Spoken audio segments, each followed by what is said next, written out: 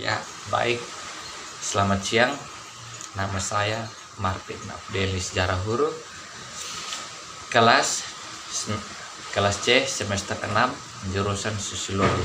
Saya akan menyampaikan tentang kasus korupsi di NTT.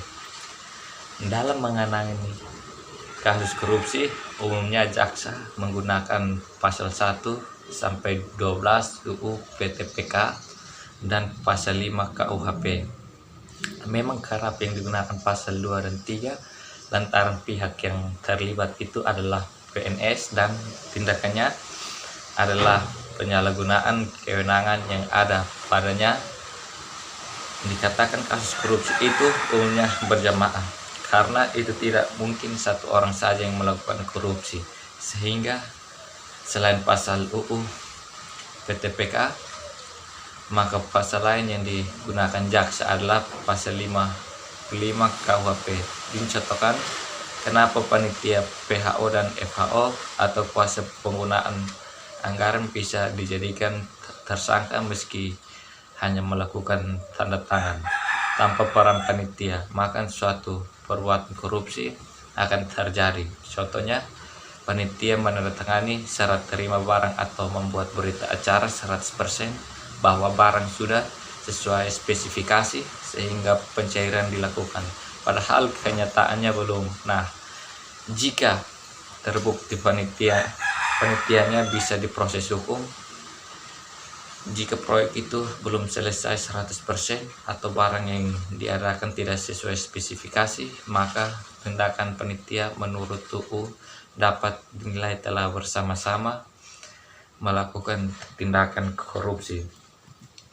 Mengenai permintaan untuk merevisi UU PTPK, menurut Ridwan itu adalah hak dari setiap orang yang menyampaikan pendapat atau saran. Namun jika direvisi, Ridwan pun menyarankan agar ancaman hukuman khususnya terkait denda bagi terpidana korupsi itu bisa denda atau uang pengganti, misalnya 300 juta atau 2 subsidi bulan penjara. Makanya seringkali terpidana korupsi memilih menjalani tambahan hukuman 2 bulan penjara daripada membayar denda yang bernilai besar.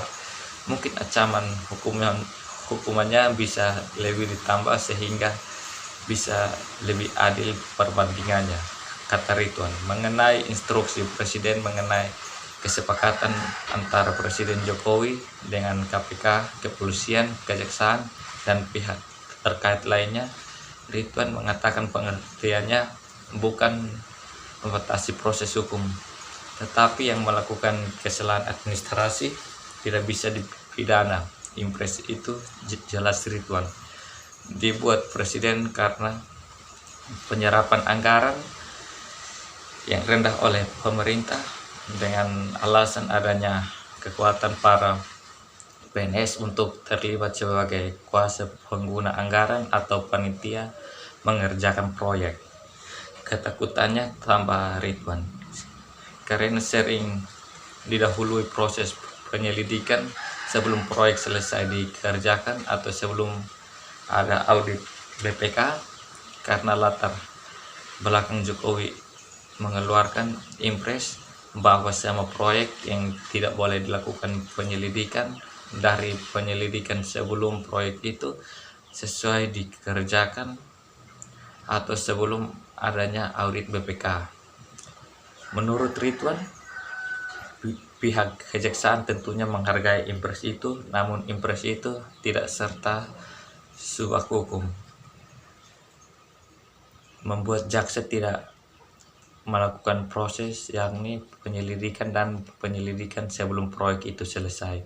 Jika indikasi korupsi sudah jelas, maka meski proyek belum selesai dikerjakan, jaksa bisa melakukan penyelidikan dan penyidikan.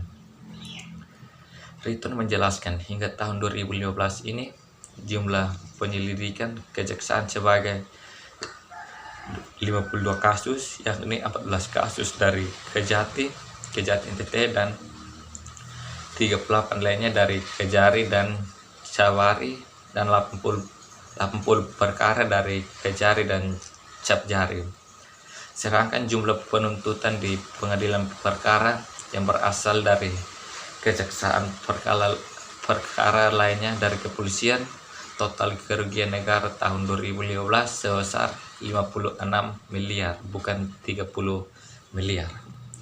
Jumlah kerugian negara sudah dikembalikan tahun 2015 untuk tahap penyelidikan dan pengambilan tahapan penuntutan dan pengambilan tahap eksekusi. Rituan mengatakan total jumlah jaksa di Kejati NTT 16 Kejari dan 3 Capjari sebanyak 547 orang yang terdiri dari 189 jaksa dan 458 pegawai tata usaha.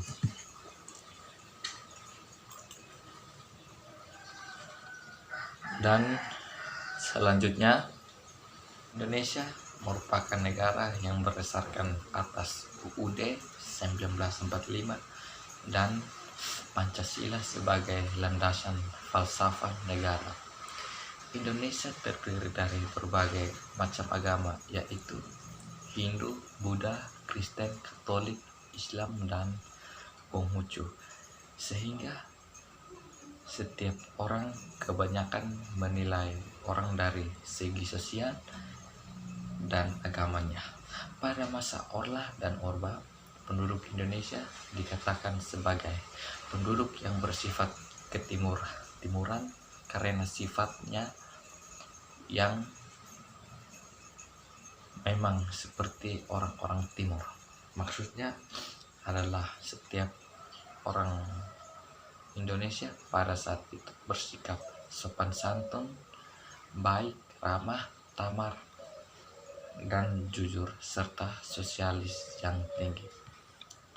Tetapi pada awal era reformasi sekitar tahun 2000-an, penduduk Indonesia seketika berubah, tetapi bukan tidak melalui proses.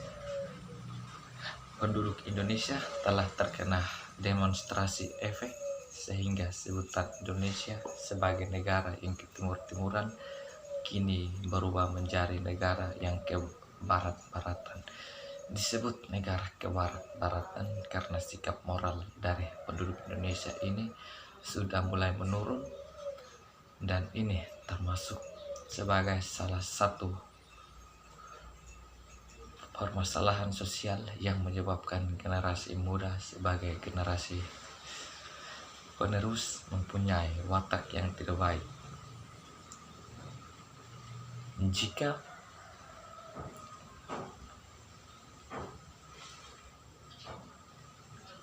seperti itu, maka kelanjutan dari pada negara ini tidak bisa dibayangkan betapa koprolnya nanti negara ini jika dipimpin oleh pemimpin yang mempunyai watak dan moral kurang baik. Terlepas dari hal itu, nampaknya kini sudah ada hasilnya dari mulai Orba sampai era reformasi Pancasila yang bersifat demokratis seperti ini.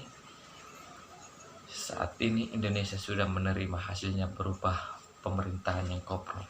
Koprol dalam artian para pemimpin dan ahli politik saling membenarkan persepsi sendiri dan mementingkan diri sendiri atau golongan, sehingga rakyat kecil bingung dan terjadi KKN, korupsi, kolusi, dan nepotisme yang semakin lama semakin marak dan semakin sulit untuk menupasnya. Permasalahan ini memang bukan merupakan salah satu yang baru, tapi sungguh berbahaya bagi kelangsungan negara jika pemerintah dan para ahli politik saling bertentangan dalam persepsi, maka serta rasa egois untuk balik modal dalam kampanye yang dilakukan, dan bukan semata-mata karena rakyat. Sikap ini sangat amat berbahaya sekali. Penyakit ini jika penulis disamakan dalam penyakit manusia adalah sama halnya dengan penyakit HIV/AIDS, yang karakteristik dari penyakit ini adalah gejala yang akan terasa setelah terkenal selama 2 maksimal sampai 5 tahun yang melemahkan sistem kekebalan tubuh. Begitupun dari penyakit negara kita saat ini, yaitu korupsi, kolusi, dan nepotisme yang dampaknya akan kelihatan selang waktu yang cukup lama. Bahkan Singapura pernah mengecap Indonesia sebagai the envelope country. Jika diterjemahkan secara bebas, artinya adalah sebuah negara amplop.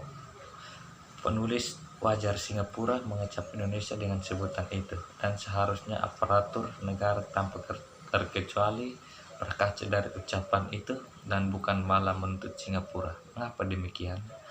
Jelas, karena fakta yang ada di Indonesia ini adalah segala hal yang bisa dibeli, mulai dari hukum, lisensi, tender, wartawan, hakim, jaksa, petugas pajak, dari lembaga independen sekalipun bisa dibeli. Berbagai upaya pemberantasan sejak dulu ternyata tidak mampu mengikis habis kejahatan korupsi, karena dalam masalah pembuktian dan tindak pidana korupsi memang merupakan masalah yang rumit, karena pelaku tindak pidana korupsi ini melakukan kejahatannya dengan rapi. Sulitnya pembuktian dalam perkara korupsi ini merupakan tantangan bagi para aparat penegak hukum untuk tetap konsisten dengan penuh rasa tanggung jawab. Jika mantan Presiden almarhum Presiden Abdurrahman Wahid menyatakan cara pemberantasan korupsi adalah dengan cara pembuktian terbalik terhadap tindak pidana korupsi. Korupsi bukan hal yang baru bagi bangsa Indonesia. Tanpa disadari, korupsi muncul dari kebiasaan yang dianggap lumrah dan wajar oleh masyarakat umum, seperti memberi hadiah kepada pejabat atau pegawai negeri atau keluarganya sebagai imbal jasa sebuah pelayanan. Korupsi telah dianggap sebagai hal yang biasa dengan dalih sudah sesuai prosedur. Koruptor tidak lagi memiliki rasa malu dan takut. Sebaliknya, memamerkan hasil korupsinya secara demonstratif. Politisi tidak lagi mengabdi kepada konstituennya. Partai politik bukannya dijadikan alat untuk memperjuangkan kepentingan rakyat banyak, melainkan menjadi ajang untuk mengeruk harta dan ambisi pribadi. Padahal tindak pidana korupsi merupakan masalah yang sangat serius, karena tindak pidana korupsi dapat membahayakan stabilitas dan keamanan negara dan masyarakat, membahayakan pembangunan sosial, politik, dan ekonomi masyarakat. Bahkan dapat pula merusak nilai-nilai demokrasi serta moralitas bangsa, karena dapat berdampak membudayanya tidak pidana korupsi tersebut. Sehingga harus disadari meningkatnya tindak pidana korupsi yang tidak terkendali akan membawa dampak yang tidak hanya sebatas kerugian negara dan perekonomian nasional, tetapi juga pada kehidupan berbangsa dan bernegara. Perbuatan tindak pidana korupsi merupakan pelanggaran terhadap hak-hak sosial dan hak-hak ekonomi masyarakat, sehingga tindak pidana korupsi tidak dapat lagi digolongkan sebagai kejahatan biasa atau yang disebut ordinary crimes, melainkan telah terjadi kejahatan luar biasa, extraordinary crimes, sehingga dalam upaya pemberantasannya tidak lagi dapat dilakukan secara biasa, tetapi dibutuhkan cara-cara yang luar biasa.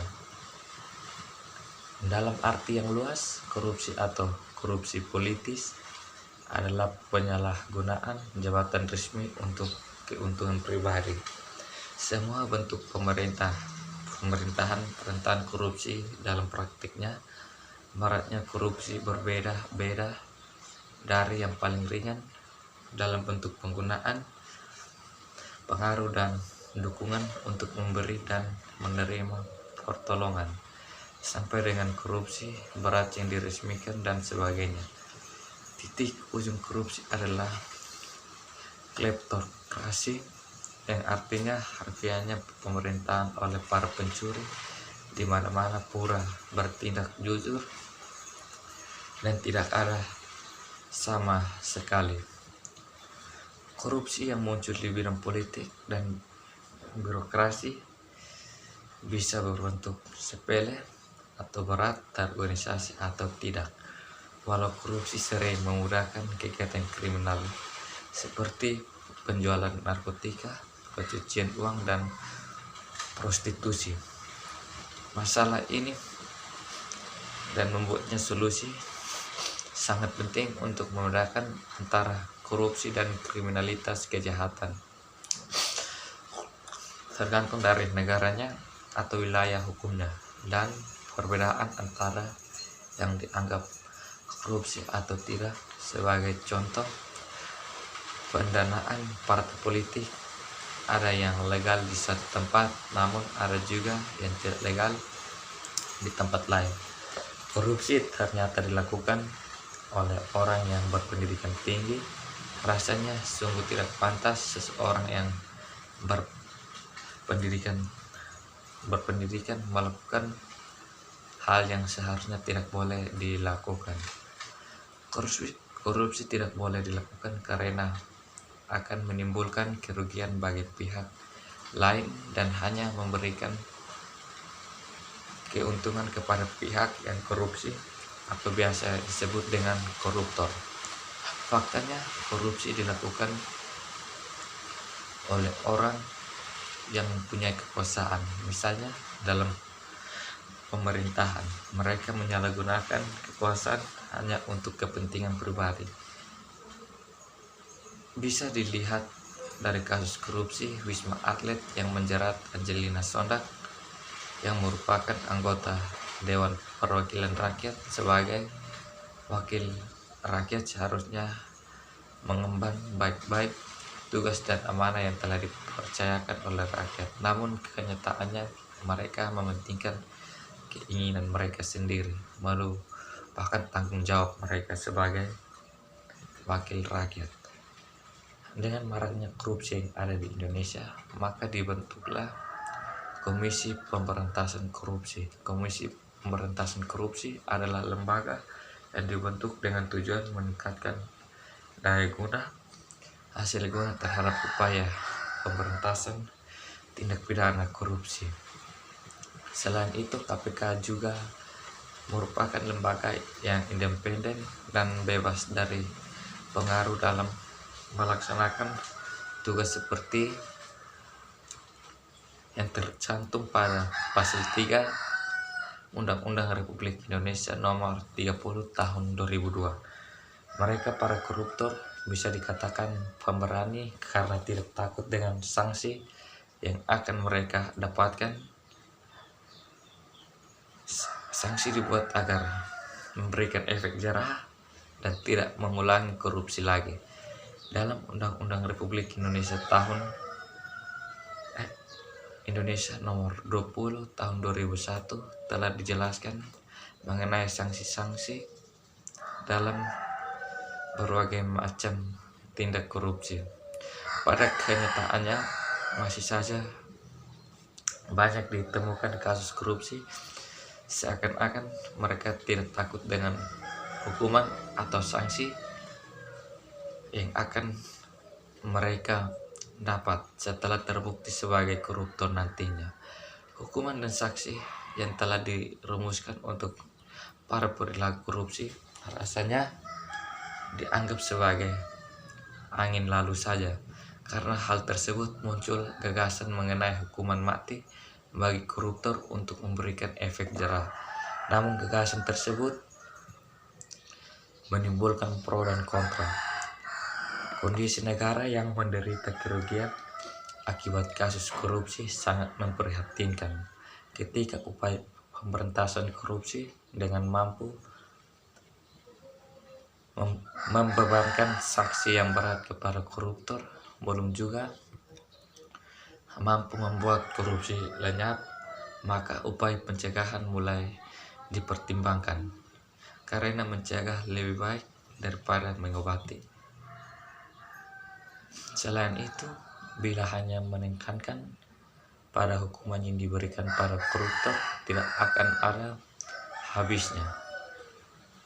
Kasus korupsi akan selalu muncul dari generasi ke generasi. Korupsi sangat berkaitan dengan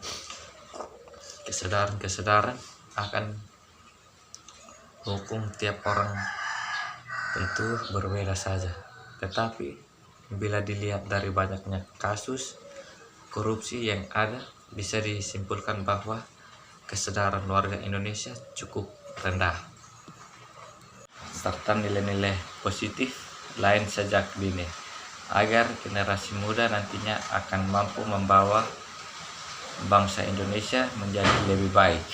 Banyak faktor pendorong terjadinya korupsi di Indonesia, yakni diantaranya konsentrasi kekuasaan di pengambil keputusan yang tidak bertanggung jawab langsung kepada rakyat, seperti yang sering terlihat di rezim-rezim yang bukan demokratis, gaji yang masih rendah, kurang sempurnanya peraturan perundang-undangan, administrasi yang lamban, sikap mental para pegawai yang ingin cepat kaya dengan cara yang haram, tidak ada kesadaran bernegara, tidak ada pengetahuan bagi bidang pekerjaan yang dilakukan oleh pejabat pemerintah, kurangnya transparansi di pengambilan keputusan pemerintah, kampanye politik yang mahal dengan pengeluaran lebih besar dari pendanaan politik yang normal, proyek yang melibatkan uang rakyat dalam jumlah besar, lingkungan tertutup yang mementingkan diri sendiri, dan jaringan teman lama, lemahnya ketertiban hukum, lemahnya profesi hukum, gaji pegawai pemerintah yang sangat kecil, rakyat yang apatis, masa bodoh, tidak tertarik atau mudah dibohongi, ketidakadanya kontrol yang cukup untuk mencegah penyuapan. Korupsi memberikan dampak buruk bagi negara. Korupsi menunjukkan tantangan serius terhadap pembangunan di dalam dunia politik. Korupsi mempersulit demokrasi dan tata pemerintahan yang baik, atau yang biasa disebut good governance, dengan cara menghancurkan proses formal korupsi di pemilihan umum dan di badan legislatif, mengurangi akuntabilitas dan perwakilan di pembentukan kebijaksanaan. Korupsi di sistem pengadilan, menghentikan ketertiban hukum, dan korupsi di pemerintahan hukum menghasilkan ketidakseimbangan dalam pelayanan masyarakat secara umum. Korupsi mengkikis kemampuan institusi dari pemerintah karena pengabaian prosedur, penyedotan sumber daya, dan pejabat diangkat atau dinaikkan jabatan bukan karena prestasi pada saat yang bersamaan. Korupsi mempersulit legitimasi pemerintahan dan nilai demokrasi seperti kepercayaan toleransi. Korupsi juga mempersulit pembangunan ekonomi dengan membuat distorsi dan ketidakefisienan yang tinggi. Dalam sektor privat, korupsi meningkatkan ongkos niaga karena kerugian dari pembayaran ilegal, ongkos manajemen dalam negosiasi dengan pejabat korup, dan risiko pembatalan perjanjian atau karena penyelidikan. Walaupun ada yang menyatakan bahwa korupsi mengurangi ongkos niaga dengan mempermudah birokrasi, konsensus yang baru muncul berkesimpulan bahwa ketersediaan sogokan menyebabkan pejabat untuk membuat aturan baru dan hambatan baru, di mana korupsi menyebabkan inflasi ongkos niaga. Korupsi mengacaukan lapangan perniagaan, perusahaan yang memiliki koneksi dilindungi dari persaingan, dan sebagai hasilnya mempertahankan perusahaan-perusahaan yang tidak efisien. Korupsi menimbulkan distorsi atau kekacauan di dalam suatu sektor publik dengan mengalihkan investasi publik ke proyek masyarakat, yang mana sogokan dan upah tersedia lebih banyak pejabat, mungkin menambah kompleksitas